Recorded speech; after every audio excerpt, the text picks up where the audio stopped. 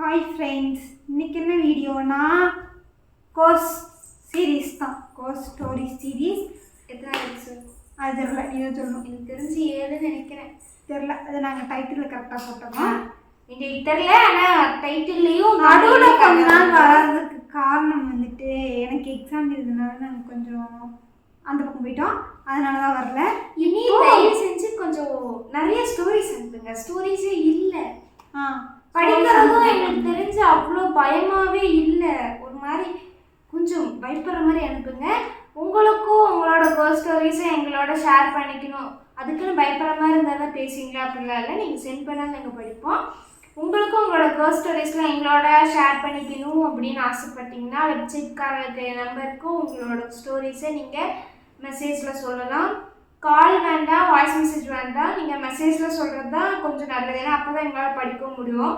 Call voice மெசேஜில் நாங்கள் உங்கள் வாய்ஸை ப்ளேவும் பண்ண முடியாது, நீங்கள் காலில் மெசேஜ் நாங்கள் கரெக்டாக கன்வேவும் பண்ண முடியாது. அதனால் நீங்கள் வந்துட்டு மெசேஜில் டைப் பண்ணி சொல்லுங்கள். ஏதாவது அது கூட ஃபோட்டோஸ் வீடியோஸ் ஏதாச்சும் அட்டாச் பண்ணுற மாதிரி இருந்தாலும் தாராளமாக அட்டாச் பண்ணலாம். ஓகே, நான் வந்துட்டு இந்த ஸ்டோரி நானுமே படிக்கல, அதனால் ஃபஸ்ட்டு எங்கள் அக்கா தான் படிக்கிறாங்க. ஹலோ. ஸோ என்னோட இன்னொரு ஸ்டோரி, இவங்க நிறைய ஸ்டோரி அனுப்பிச்சிருக்காங்க.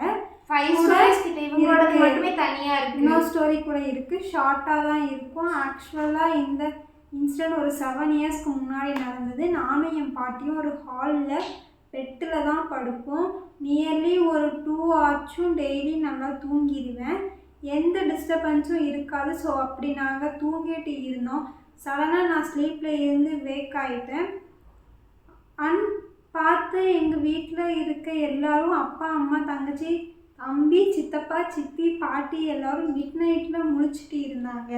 நான் அவங்கள பார்த்ததும் எழுந்து வரேன். நான் எங்கே இருந்து எழுந்து வந்தேன், நான் பெட்டு கீழே தான் இருந்தேன். எஸ், நான் படுத்துட்டு பெட்டுக்கு மேலே, பட் நான் அவங்கள பார்த்துட்டு பெட்டுக்கு கீழே இருந்து எழுந்து வந்தேன். என் கூடவே பெட்ஷீட்டையும் எடுத்துகிட்டு வந்து இருந்தேன். அப்போ எனக்கு தெரியல என்ன ஆச்சுன்னு. நான் கேட்குறேன் எல்லார்ட்டையும் என்ன ஆச்சுன்னு. அப்போது என்ன தான் தேடிட்டு இருந்ததா சொன்னாங்க. நான் எங்கேயும் போகல, இங்கே தான் இருந்தேன்னு சொன்னேன். அப்புறமா சரி நீ தூங்கு, நம்ம காலையில் பேசிக்கலான்னு சொன்னாங்க. தென் மார்னிங் கோயில் போயிட்டு அந்த சாமியாடி ஒரு பாட்டி சொன்னாங்க, அம்மன் தான் என்னை தூக்கிட்டு வந்து கீழே போட்டிருக்கு. So that's it. இப்பெல்லாம் பார்த்தீங்களா, என்னன்னா பல டைம் காணாமல் போயிருப்பேன். இன்னொன்று இருக்கா, நான் வந்துட்டு வீட்டில் வந்து நெல் வந்து வீட்டில் அரிசி வாங்கிட்டு வந்து காய போடுவாங்க.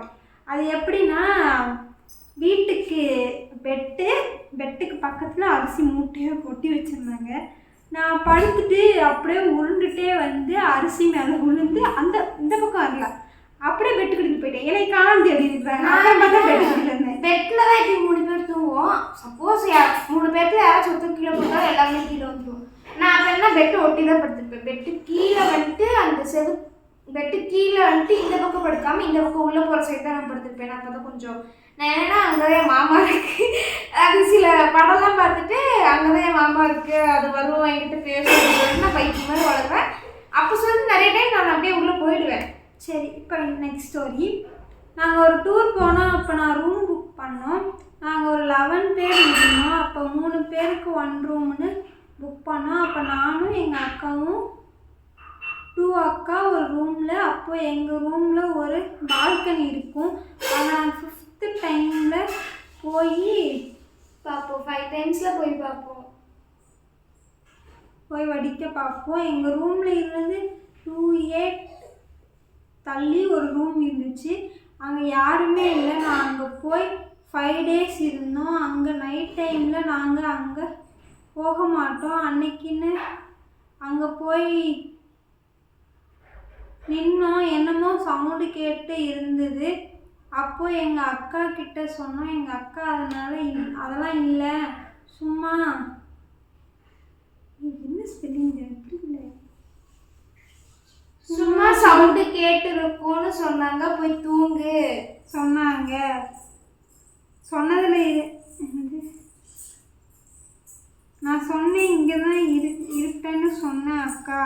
அப்போ அந்த ரூமில் இருந்து ஒரு கருப்பு உருவம் இருந்துச்சு. அப்போ எங்கள் அக்காவும் பார்த்துட்டாங்க. எங்கள் அம்மா அப்பாட்ட சொன்னேன். எதுக்கு அங்கே போனீங்கன்னு கேட்டாங்க. திட்டிட்டாங்க. அப்போ நான் மார்னிங் நீங்களே போய் வாட்ச் பண்ணுங்கன்னு கேட்டோம். அவங்க சொன்னாங்க அந்த ரூம் ஒரு அம்மா பேர்பட்டும் இருந்தவங்க. அப்போ அவங்க அம்மா அந்த பொண்ணு அடிப்பாங்களாம். அதனால் சூசைட் பண்ணிக்கிச்சு அப்படி சொன்னாங்க. அப்போ எங்கள் அம்மா சொன்னாங்க, அம்மா ஒரு பொண்ணு சொன்னா ஓகே அக்கா, சின்ன ஸ்டோரி, நீங்கள் யூடியூப்பில் போடுங்க அக்கா ப்ளீஸ். அவங்க வந்துட்டு டூர் போயிருக்காங்க. 3 பேர்த்துக்கு ஒரு ரூம்னு சொல்லிட்டு அவங்க புக் பண்ணிக்காங்க. மொத்தம் 11 பேரில் 3 பேர்த்துக்கு ஒரு ரூம்னு புக் பண்ணிக்காங்க. அதில் ஒரு தங்கச்சி 2 அக்கா இருக்காங்க. பால்கனிலாம் போயிட்டு ஒரு 2 நைட்டு மட்டும் அங்கே ஸ்டே பண்ண மாட்டாங்க போல். மார்னிங் கூட ஸ்டே பண்ணுவாங்க. 5 நாள் அங்கே இருந்திருக்காங்க. அன்னைக்குன்னு பார்த்து நைட் ஸ்டே பண்ணியிருக்காங்க. அப்போ அந்த ரூம் 2 ரூம் தள்ளி அங்கே ஏதோ சவுண்ட் வந்துருக்கு. என்னன்னு கேட்டாங்க, அங்கே ஏதோ ஒரு கருப்பு உருவம் இருந்துச்சாமா. அது போய் அவங்க அம்மா அப்பாட்ட சொல்லலாம் வந்துட்டு அதெல்லாம் ஒன்றும் இல்லை, நீங்கள் போய் தூங்கன்னு சொல்லிட்டு நார்மலாக எல்லாம் சொல்கிற மாதிரி திட்டி அனுப்பிச்சிட்டாங்க. அடுத்த நாள் கழிச்சு நீங்களே வேணா போய் பாருங்கன்னு சொன்னதுக்கு அங்கே ஒரு அம்மாவும் பொண்ணும் இருந்திருப்பாங்க போல். அந்த அம்மா வந்துட்டு அந்த பொண்ணை அடிச்சதுனால அந்த பொண்ணு வந்துட்டு ஒரு தப்பான முடிவு எடுத்துட்டாங்க. அதனால அவங்க போய் அங்கே சுற்றிட்டு இருக்கு அப்படின்ற மாதிரி சொன்னாங்கன்னு நினைக்கிறேன். நான் அப்படிதான் புரிஞ்சுக்கிட்டேன்.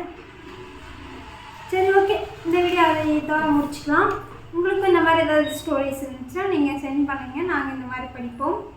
இந்த மாதிரி படிப்போம்ல கொஞ்சம் திக்கி படித்தாலும் ஏதோ உங்களுக்கு புரியுற மாதிரி கடைசியில் கன்வே பண்ணிடுவோம். ஆமாம், ஏன்னா ஒவ்வொருத்தர் டைப்பிங்கும் ஒவ்வொரு மாதிரி இருக்கும், ஒவ்வொருத்தர் ஸ்பெல்லிங் ஒவ்வொரு மாதிரி இருக்கும். அதை நாங்கள் கரெக்டாக மேட்ச் பண்ணி சொல்லிடுவோம். உங்கள் ஸ்டோரிஸை எங்களோட ஷேர் பண்ணிக்கணும். வெப்சைட் கார்னரில் தெரியிற நம்பருக்கு உங்களோட ஸ்டோரிஸை நீங்கள் சென்ட் பண்ணுங்கள்.